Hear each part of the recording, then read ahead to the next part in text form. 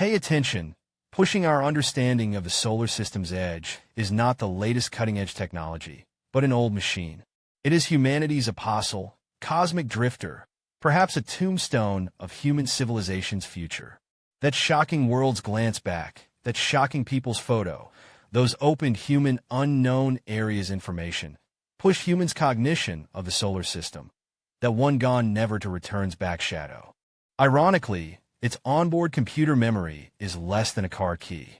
Until today, it is still using 1970s 8-track tapes. This is older than most people from the 70s. This is the dilemma of deep space exploration. Huge distances and very long travel times may mean today most awesome device, and not reaching target when already outdated. Set record spacecraft certainly is nearly 45-year-old Voyager 1 and Voyager 2 probes. They became the first to enter interstellar space artificial objects. Today, let us together explore the technology of the Voyager probe and understand the most visionary and successful mission in the history of space exploration. In 1977, two explorers embarked on what may be the most magnificent expedition in history. Their goal is to unveil the mysterious veil of the solar system, including our residing position.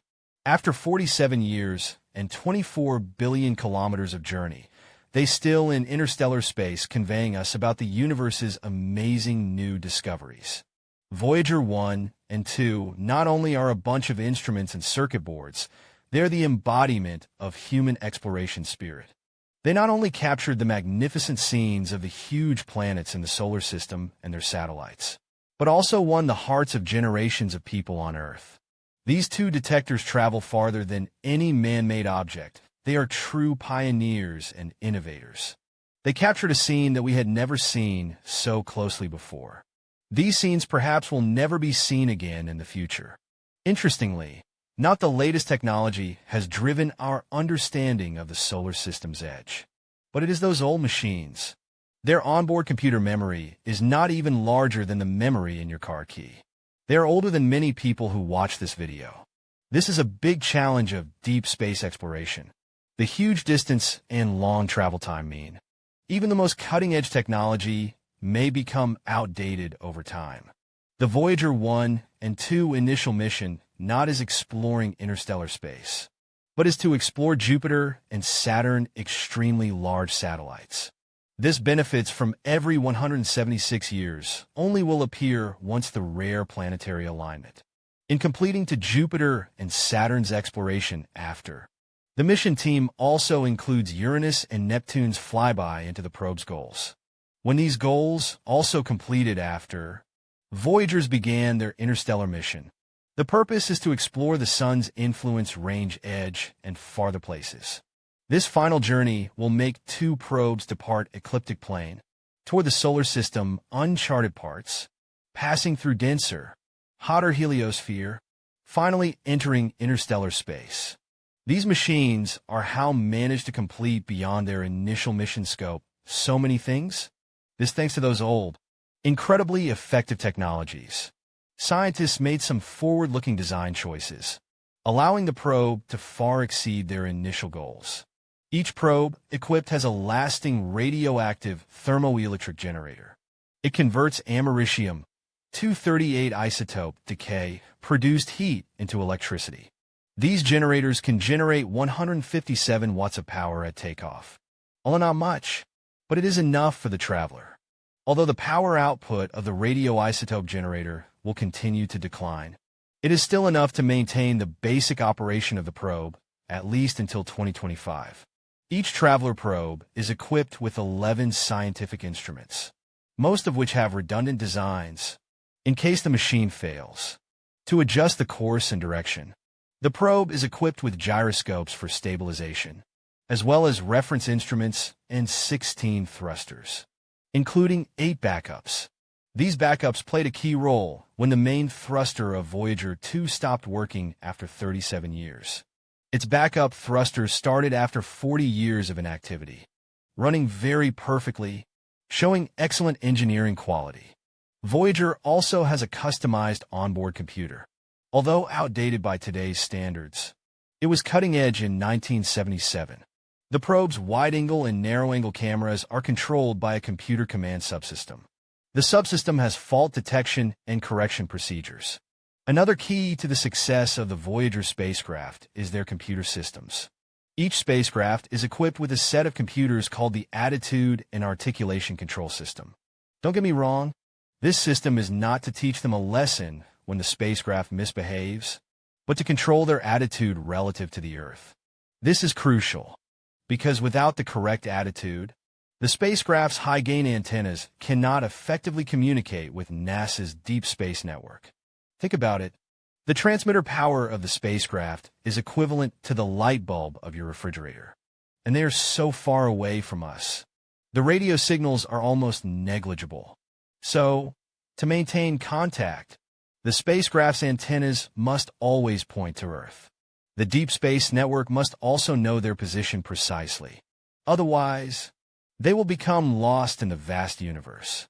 Each Voyager spacecraft is equipped with a 3.7-meter antenna for real-time data transmission. There is also an 8-track digital tape recorder, which can store 536 megabits of data, enough to save 100 photos. Although this is a huge improvement compared to early Pioneer probes, it still seems quite limited compared to modern smartphones. However, these digital tape recorders, DTRS, are designed for durability. They are manufactured by Odetics, capable of handling over 4,000 kilometers of tape without apparent wear.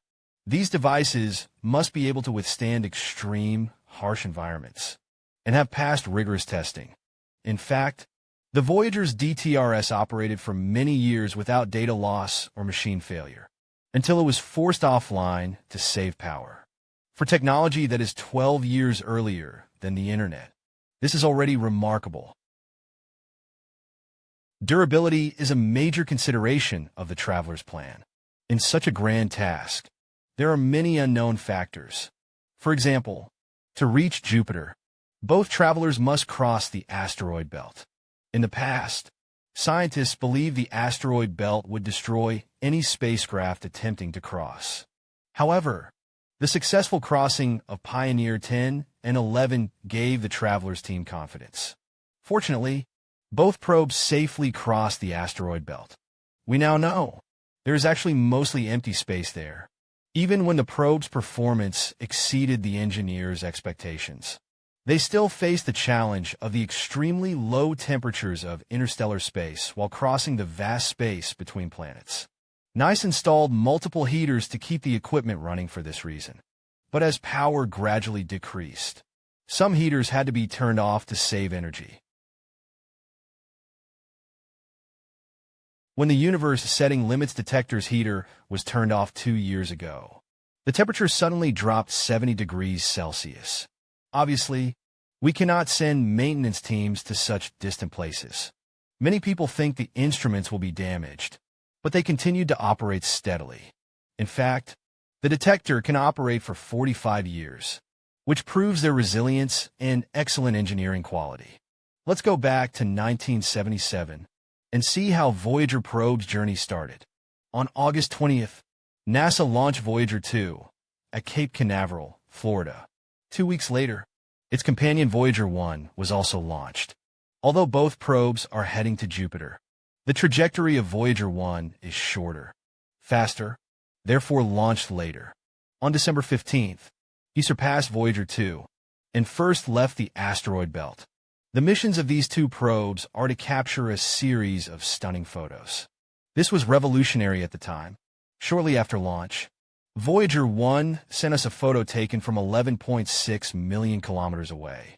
This is the first of tens of thousands of photos he transmitted over the next 5 years. He recorded our blue planet and the distant moon, evoking the view of Earthrise from the Apollo 11 mission. This photo is breathtakingly unforgettable, especially when you consider this probe has traveled so far. But this photo isn't too good either. As Voyager 1 slowly approached its first target, Jupiter, we waited nearly 2 years. He arrived on March 5, 1979, with astonishing speed, 17 kilometers per second. And although Voyager 2 launched earlier, it arrived later, because his trajectory allowed him to gain more solar gravitational acceleration. Voyager 1 was not the first spacecraft to visit Jupiter. Pioneer 10 went 7 years earlier. But the Pioneer did not gain the public's attention like Voyager did. Voyager 1 captured the full view of Jupiter. These photos are so realistic that it's hard to believe they are not drawn, or some AI-generated images. In the photos, we can see Jupiter's 2 moons, Io and Europa. We will dive deeper into them later. Voyager 1 also recorded the entire process of approaching Jupiter, taking a photo every 10 hours. These photos linked together form a time-lapse movie spanning 27 million kilometers. This allows us a glimpse of Jupiter's atmosphere, which is filled with turbulence and rotating motions. Scientists have long suspected that Jupiter's Great Red Spot is a counterclockwise rotating storm. Voyager's data confirmed this and revealed many similar storms in the atmosphere. Additionally, Voyager confirmed the existence of Jupiter's rings and captured their images for the first time. The volcanic activity on Io is one of the biggest surprises of the Voyager mission. Previously, it was thought that Io's surface would be covered in impact craters, but what Voyager 1 discovered were Jupiter's rings. The volcanoes on Io are volcanic hotspots and lava lakes. These volcanoes are very active, ejecting material and gas in a space up to 100 kilometers high when they erupt. Europa is a cold world.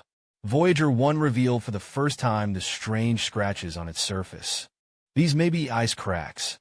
Moreover, Voyager's data suggested for the first time that there may be an ocean of liquid water hidden beneath. Before 1979, we only knew Jupiter had 13 moons. But the Voyager mission discovered 3 new moons, bringing the total to 16. After visiting Jupiter, Voyager 1 continued its journey. 21 months later, it approached Saturn, this ring planet.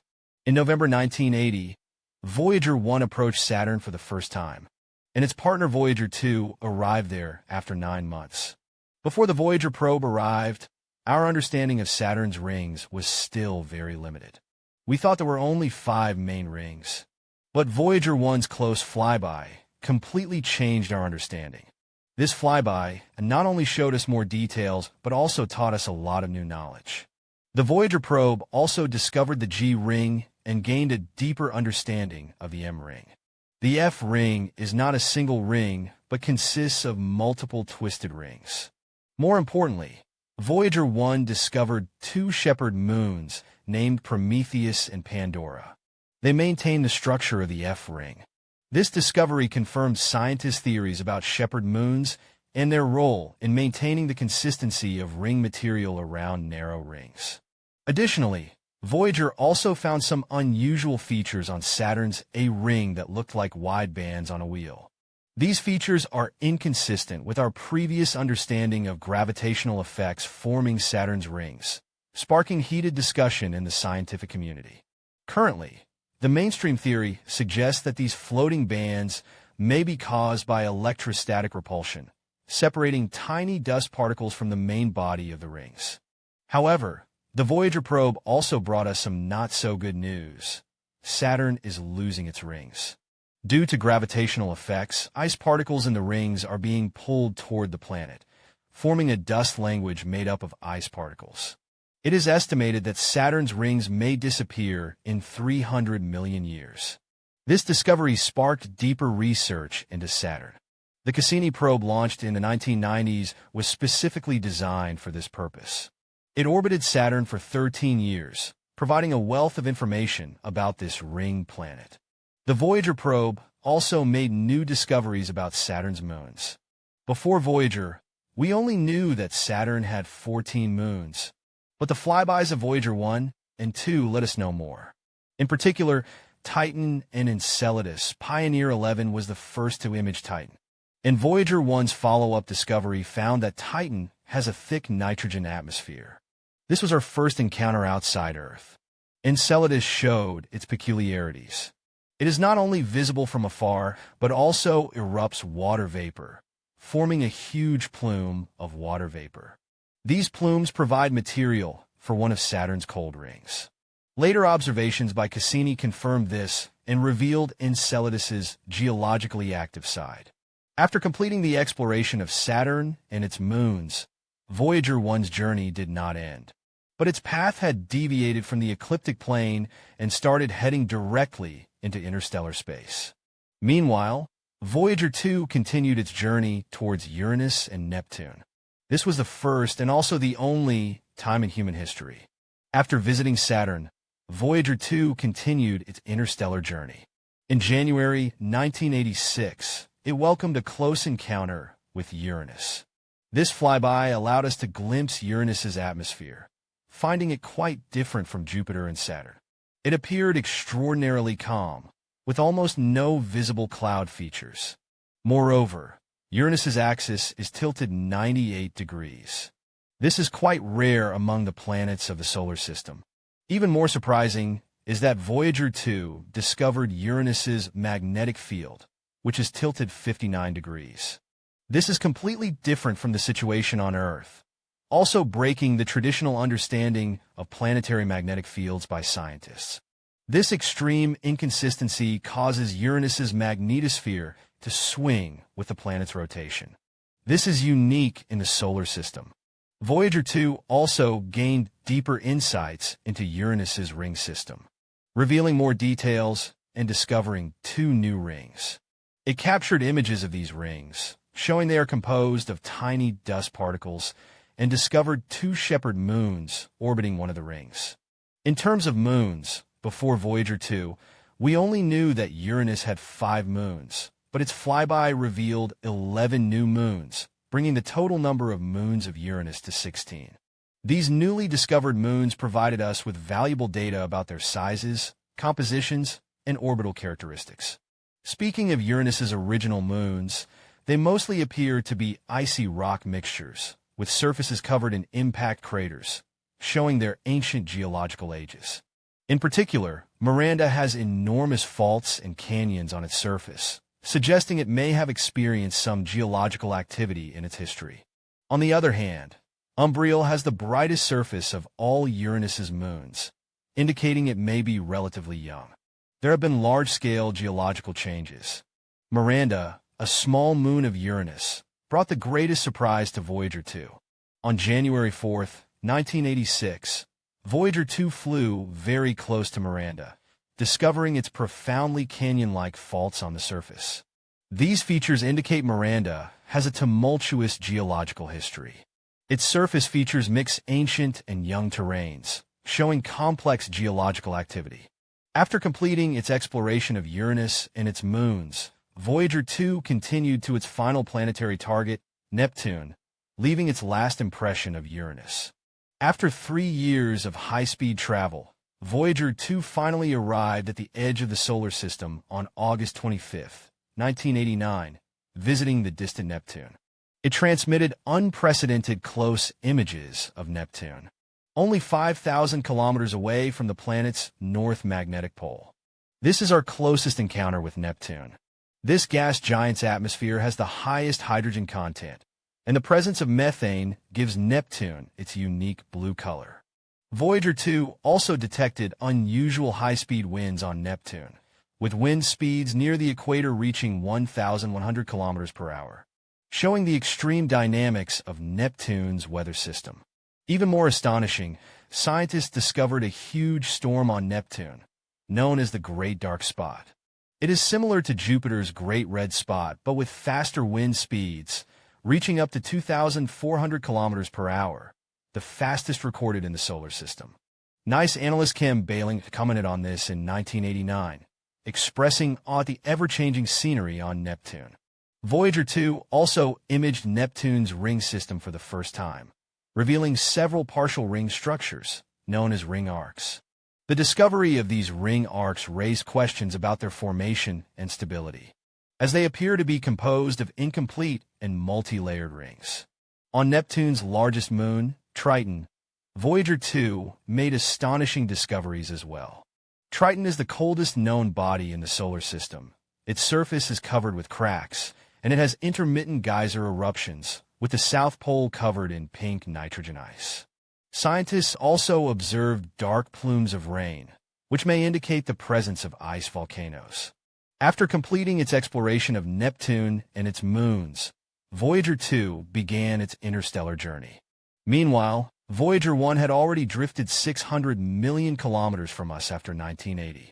To save power, scientists originally planned to turn off its camera, but at Carl Sagan's suggestion, Voyager 1 took the famous pale blue depth photo on February 14, 1990, looking back at Earth from 6 billion kilometers away. Carl Sagan's words profoundly expressed the significance of this photo. They remind us that Earth is our shared home and emphasize the need for protection.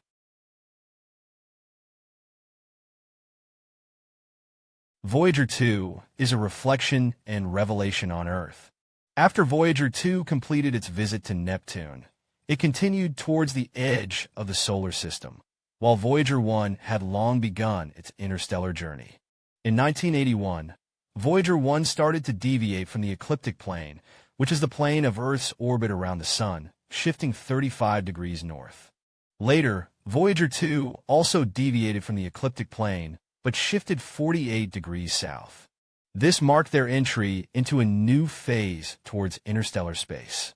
To delve into interstellar space, the travelers must cross the so-called termination shock. This is the area where the solar wind and interstellar wind meet and decelerate. Beyond the termination shock is the heliosphere, where the solar wind becomes denser and hotter.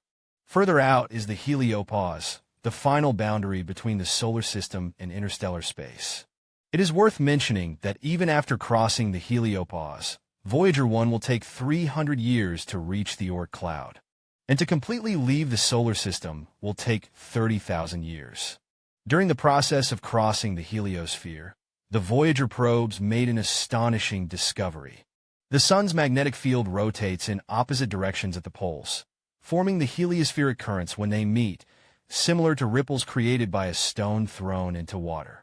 But at the termination shock, these ripples are compressed, forming magnetic bubbles. This is vastly different from scientists' previous understanding. On July 25, 2012, Voyager 1 became the first man-made object to leave the heliosphere and enter interstellar space. It travels at a speed of 540 million kilometers per year, crossing a distance of 120 astronomical units from the Sun. This discovery made us realize that we know very little about the position of the heliosphere. Some early models even believed it was near Jupiter, but in reality, it is much farther away. Initially, NASA was uncertain whether Voyager 1 had truly entered interstellar space.